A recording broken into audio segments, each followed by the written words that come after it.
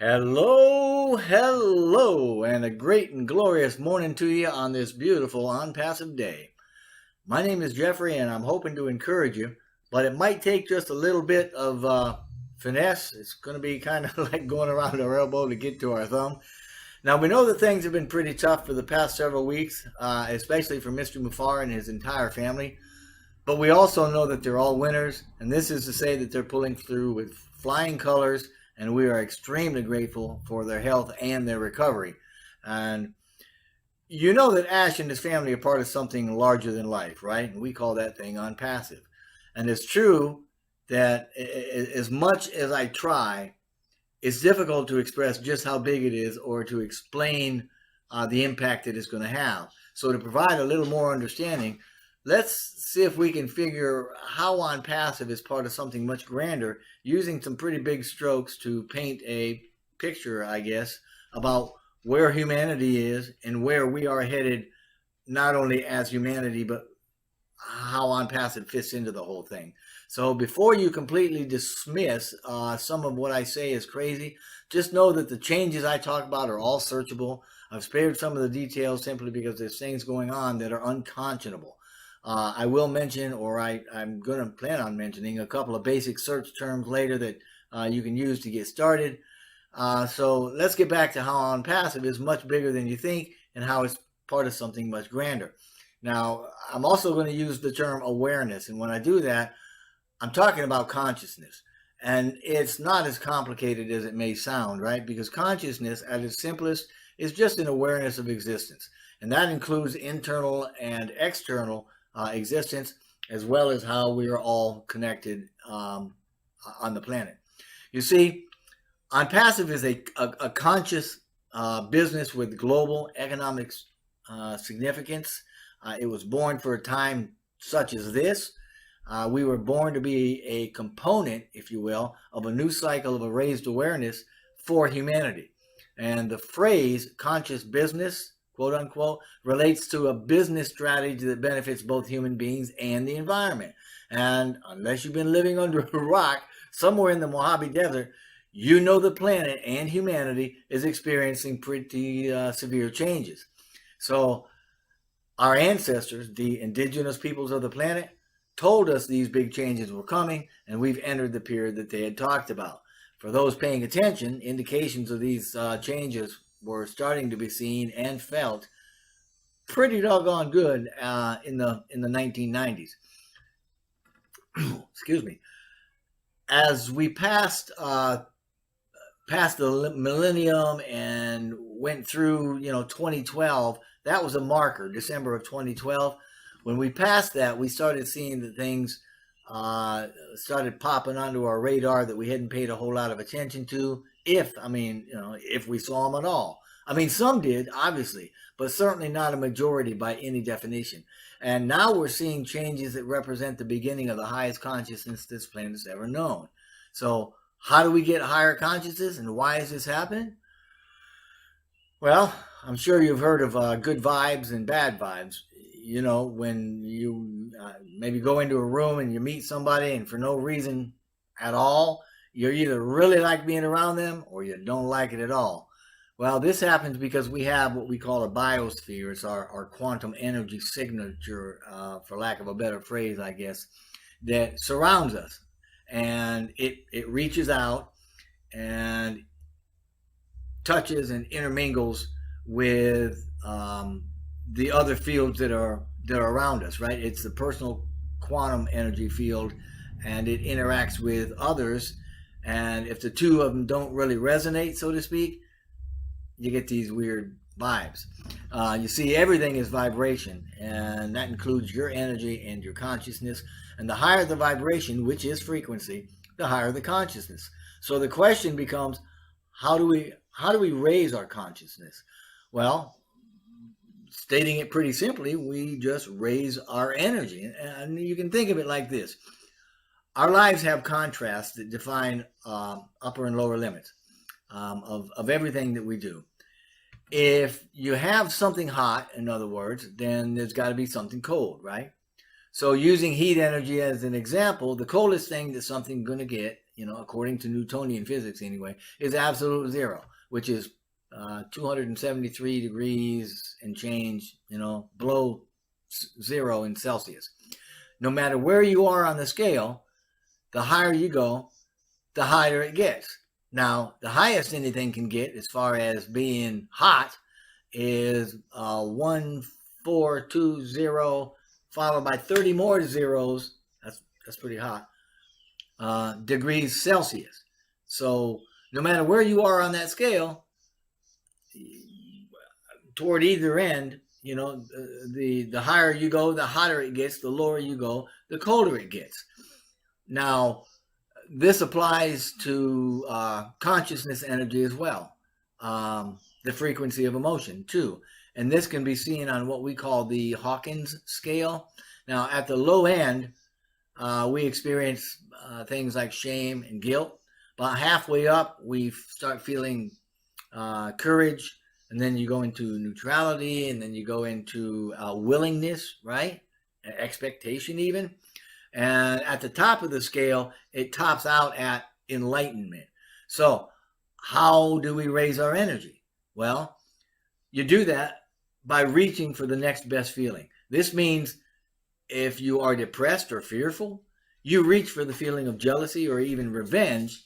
I know that sounds weird, but you do that because these emotions are higher frequencies than the depression that you're feeling. Okay? From there, you work your way up, and that's how it kind of works. You go through blame, then you go through doubt, and you go through frustration, boredom, contentment, optimism, and so on up the range to get higher and higher and higher.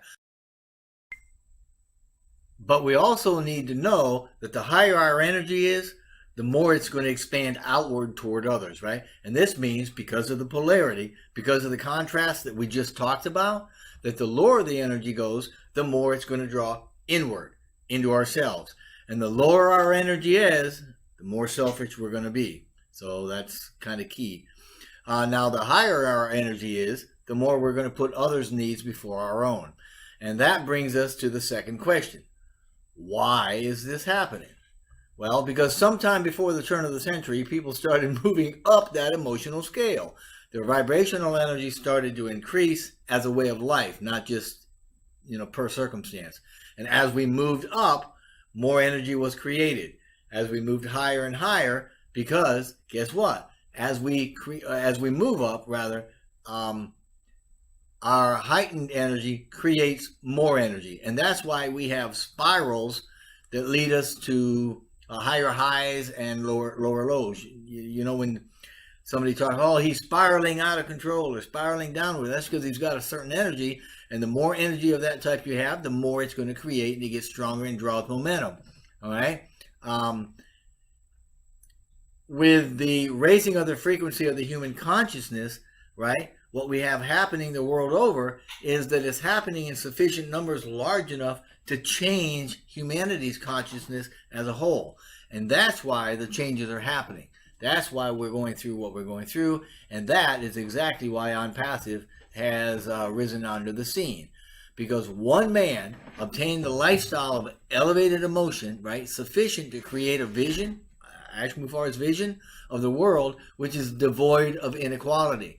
High emotions of reason and love and joy came about because Mr. Mufar's awareness went up, right, of the human condition, right? It created in him a compassion strong enough for benevolent change that started a chain reaction, because energy creates more energy, right, among a few like-minded people that became and continued to give us what we have today in Onpassive. Now, Galatians tells us, and I'm quoting, right, the Spirit produces love, joy, peace, patience, kindness, faithfulness, goodness, humility, maybe I'm paraphrasing, and self-control. Every one of these vibrate at frequencies of high consciousness. And I've never known Mr. Mufara in the 3 years that I've been working with him and talking to him to act outside of these types of behavior, right? Now, that's telling me that Mr. Mufara, just like Onpassive, was born for a time just such as now, just just like the one we're in. Any earlier, and the low sounding or the surrounding energies that are low, they would not allow any progress for anything that had started, right? Which is why nobody else has done it. If he was born a little later, or Onpassive came a bit later, then somebody else would have done it first, because that's what the typical energy is calling for right now. I mean, look at history. Look back at the Wright brothers. They succeeded in flight about 2 weeks before other people did. Inventors like Thomas Edison and Alexander Graham Bell and quite a few others were credited with inventions simply because they were the first to get the patents, not necessarily the first one to invent what they came out with. And this is the way of it. And what we've just witnessed over the past several weeks was an adjustment of the timeline for Onpassive, because we're not in sync with other things being developed in the new energy that we need to be in sync with or in tune with as a business, especially a conscious business. In short, we were probably several weeks ahead of things that we needed to be in tune with. So God, or the creator of all that is, the universe, the benevolent being of, whatever name you put on God, right, allowed for circumstances to slow our roll just a little bit. And that gave us the time that we need and time that other things needed, and allowed some of us to experience some personal growth, putting it mildly. And incidentally, all these things that are showing up at the same time are what we call synchronicities. And that's, just means we're synchronized with a lot of other things that are going on. So anyway, to get back on track, with a high consciousness maturity, human nature changes toward a benevolent bias. And that's what you see with Mr. Mufara. And we can see this in a lot of areas of late, all right? And although it's a little bit veiled perhaps in today's media, the narrative of today's media, right? There is good news. Now, consider this. For hundreds of years, the inequality of the genders, right, manifested such that men would be over women, so to speak, and that women really didn't or couldn't do anything about it. This has seemed to be human nature for decades, if not hundreds of years, right? Then, rather suddenly, bam, that changed with the pop-up of what we call the Me Too movement, right? And that's because the maturing human nature and consciousness started popping up. That happens when we have a confluence, an intermingling, if you will, of higher ideas that are among a majority, right? And those ideas among that majority take hold and start to work for the greatest good, for people on the planet. Because taking our thoughts off ourselves and expanding them outward, right, to produce intention for the greatest good, starts to raise our own consciousness. And that's exactly what is happening within Onpassive. I mean, think about it. When you have 1 million people with the same mindset and the same, that mindset has a bent toward benevolence, right, toward kindness and generosity, it will change the world. And that's what Onpassive is doing and will continue to do. Consider, too, that some of the clergy, right, or religious leaders, have been responsible for horrendous things that have been done to children and adolescents, for hundreds of years, and they've been getting away with it. And that's not all, right? But when everything comes to light, it's going to devastate the lives of millions. A lot of folks that have put their hope and their love and their life into certain belief systems are going to see that those belief systems have failed us miserably. But right now, following the resignation of the last pope in 2013, there have been big changes. We've seen them. And actually, the new pope has done a lot to bring this out, as well as many other religious leaders. So, that's on the mend. The last example that I'm going to use to reflect the beginning of higher consciousness change actually concerns, well, human trafficking, all right? Most specifically, though, I'm referring to the slavery of young women that are taken from their families and sometimes have children born held, right, in captivity, and have children born in places specifically for the purpose of being, there's no easy way to say it, of service to men, all right, to service men. And it doesn't stop there. If you go do an internet search for a few things, say, for instance, deep underground military bases or even quantum finance systems, then you're going to find a rabbit hole that you're going to be able to go down real easy. All right. And it's going to branch off into every kind of corruption, immorality, and wickedness that you can think of. The atrocities are horrifying. They're extremely widespread. They're global. They're rampant. I mean, with thousands and thousands of occurrences, and it's all underground. It's wow. You know, I'm going to just kind of stop there because you know what? It's a lot worse than anything that I've ever described here.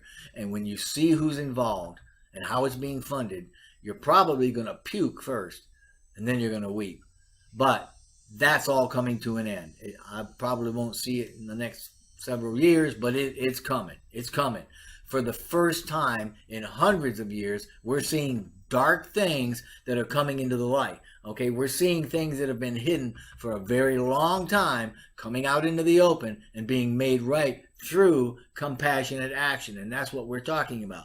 We're talking about lifting our minds and our thoughts toward a compassionate way of life and doing things compassionately, right? Compassionate action.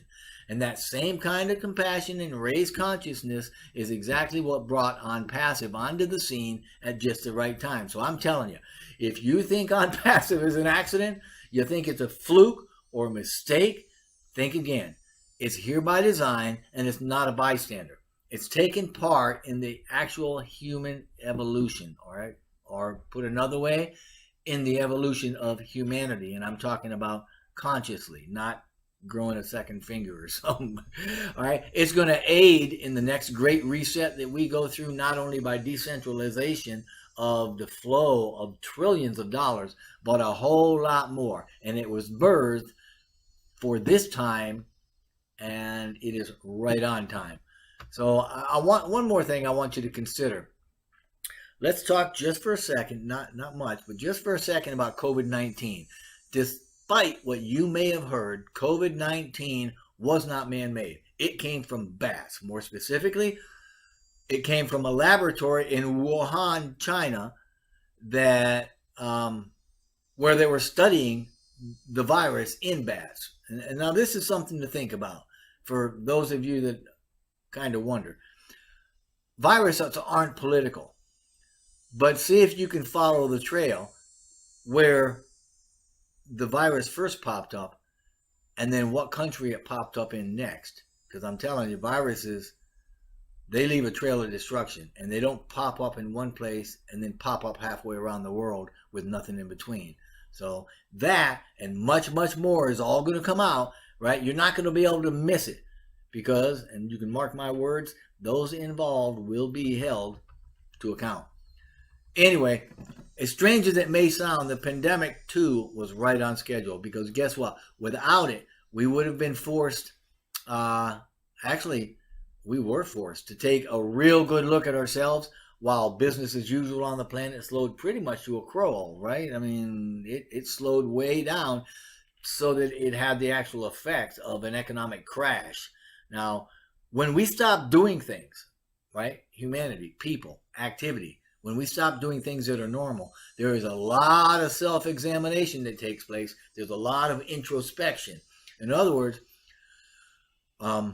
we start looking at how we live and what we believe. And as a result, the things that we've seen and become aware of have given rise to a whole lot of change. I mean, you see that every day. And there's a whole lot of fear, right? And there seems to be a lot of what we call chaos.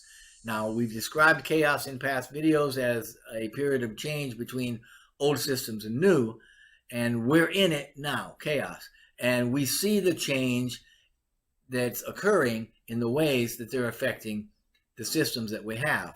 I mean, on the one side, we're going to see systems stop that stay stopped that should have been stopped a long time ago. For me, human trafficking and big pharma immediately comes to mind, right? But we're also going to see benevolent systems that couldn't previously get a foothold start to begin and start to develop and progress. Now, Onpassive is one of those systems. In the meantime, we're going to be witnessing an awakening to more injustices than we ever thought existed and that have been here for a long time. So strap in, okay? You're in for a bumpy ride. And we're talking about the kinds of changes or the kinds of things that we've talked about or mentioned a little earlier. Now, these injustices are even now being seen, and that's why I've been able to kind of bring them to your attention. And I don't mean just by leaders. I mean by millions of people, just like you and me, that have started to think about our whole connectedness, globally. Now, we're already starting to make better decisions simply because we want those types of things to go away. We aren't going to be putting up with them. And, we all know about corruptions, right? Corruptions that are in the government that have always been there and probably always will. I mean, I hate to say that. Well, I know they won't always be there, but right now they are, and we know about them. And we've talked about this, and even Mr. Mufar has been quoted as saying, we are the correction to the corruption. Now, that's a bold and powerful statement. God bless him. But he's not just talking about government. We've talked previously about corruption in many world systems, like the education or religion and government, business. But Mr. Mufara has also talked about cultural injustices. And we know that they're there. And we're already seeing objections to these things that have been going on for many decades because we're deeming them no longer acceptable. The Me Too movement, right, that we mentioned earlier is just one example. Now, I mention that again because Mr. Mufara recognizes the inequality and he has a very high respect for women, and that honors the feminine gender. Okay, so anybody that wants to give him crap over that, well, let me tell you, I got his back. So, but even beyond that, Mr. Mufara has talked about the inequalities of business and specifically of wealth distribution, or the lack of it, right? He's concerned about a lack of sufficient food and clothing and shelter for so very many, while there's others with so much that live in wasteful or even hoarding extravagance, right? And it's this type of compassionate thinking that is possible only by awakening or raising, if you will, to a wiser and more benevolent, expanding consciousness. And many of us are on that path, a path and a mindset that's not going to tolerate the injustices that we're talking about, the ones we just mentioned, and even others that have been going on for a long time that we haven't mentioned. And it's not just a few of us. Slowly, powerfully, the masses are rising up for a common goal. And we're going to be going to officials. We are actually going to officials. A lot of us are. Going to governments and spiritual leaders, and we're demanding change. But, when the dust settles, that is the message of the day. And Onpassive is locked in step with this message at a global scale. It's a part of the change. It's a catalyst for that change. It's huge. It's enormous. It's benevolent. Got that wrong, but I corrected it. And you're a part of it. And moving into something that has, that very few have actually expected, unless you've been paying attention to what's been going on for the last decade or so. Anyway, Onpassive is a new kid on the block. Powerful, dynamic. As a founder, you're in it to win it. We all know that. But do we know what that means? Well, it means winning the race. And it means the race is winning, the human race. Because Onpassive is an enormous, benevolent business. And its mission is for the good of the human race, to lift up the human condition, to lift humanity through lifting our financial, our cultural, and our environmental conditions across every border on the entire planet. And that starts with you, starts with me as a founder and those nearest to us. Excuse me. And that happens when we share Onpassive with others, that have a vision for a greater good, just like we do, and a very generous attitude. It's the type of mindset that happens when we're not so much concerned about how we're going to profit personally, right, as we are with how we can help others achieve their success. And one of the best ways to help others is by sharing Onpassive with like-minded people. And I'm not saying we have to do that. I'm saying as founders, we're each significant in what we do and that we have the power to make the difference. And together, we can make a big difference in the lives of those around us and everywhere that we go and everything that we touch. But we need to know where we are and that we're not approaching the end and not anywhere near the finish line. We're just getting started. Now, I'm sure a lot of us had heard the verse from Ecclesiastes that says, and again, I'm paraphrasing, there's a time for everything and a season for every activity under the sun or under the sky or under the heavens, right? Well, right now, Onpassive is in a season of building and synchronizing, of developing products and adding departments and testing every bit of it. As founders, we don't need to worry about that. We don't need to worry about the mechanics of it. Let teams from our India people or let Ash's teams in India worry about that. We don't have to worry about it. We don't have to worry about the soft launch. It's happening soon. We don't need to worry about the bonuses. They're coming. We don't need to worry about how much we're going to earn after a hard launch. Success is inevitable, and we don't need to be focusing on that right now. But we do need to stay away from negativity, from low energy, right? And to do this, we share it with like-minded people. We steer clear of the folks that are less positive than we are. If we come across people that don't agree with us, and we all know they're out there, I mean, face it, right? But if we come across them, we don't have to accept anything that they're offering. We don't have to do anything with them. We just tell them what we know and how we feel, and we don't have to receive what they're putting out. But if they get close, I'm telling you, Onpassive has enough heart to take care of what needs to be done. And Mr. Mufara said it this way, and I'm quoting. So, Onpassive, as you know by now, has such a spirit, generous spirit, that we're disruptive and we're different. We're unique.